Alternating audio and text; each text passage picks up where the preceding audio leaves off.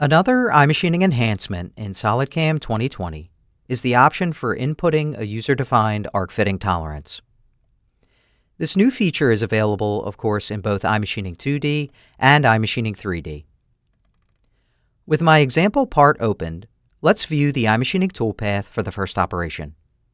I'll turn on the toolpath visibility and zoom in to one of the outside corners. By default, the iMachining technology minimizes arcs in the toolpath according to a small arc fitting tolerance. The result is, yes, many toolpath points, but very precise engagement angles. Now, let's edit the operation and modify the arc fitting tolerance to see its effect on the iMachining toolpath. This new option appears on the Miscellaneous Parameters page in the Fit Arcs group. If preferred, you can now override the default tolerance with, say, a larger tolerance, which can be useful for machines with limited memory.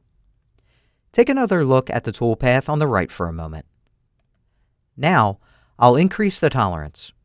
For this example, I'll make it much larger than before. When I recalculate the operation, we can visualize on screen the effect of less points in the iMachining toolpath.